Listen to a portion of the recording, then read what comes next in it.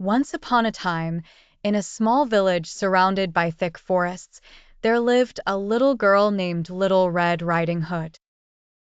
Do you know why she was called that? It was because her dear grandmother had made her a bright red woolen cloak, which she always wore wherever she went.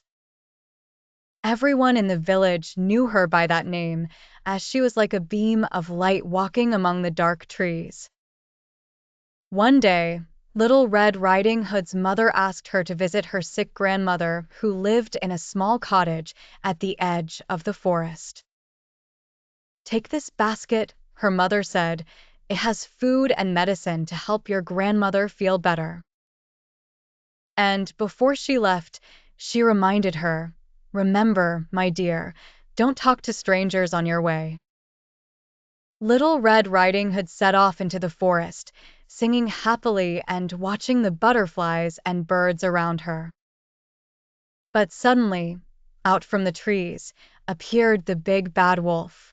He had gray fur and eyes that gleamed with cunning. He approached her and asked in a falsely sweet voice, "Where are you going on this beautiful day, little girl?"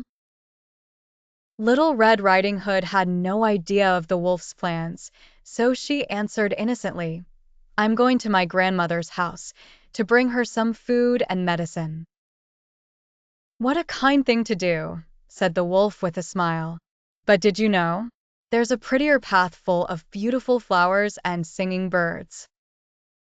Why don't you take it and pick some flowers to cheer up your grandmother too?" Little Red Riding Hood loved nature, and she couldn't resist the idea.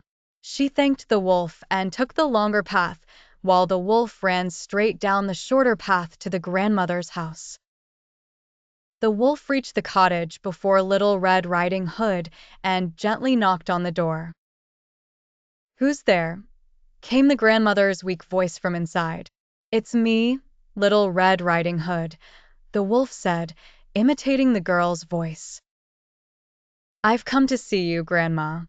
The grandmother didn't suspect anything and opened the door. In an instant, the wolf pounced on her and locked her in the wardrobe.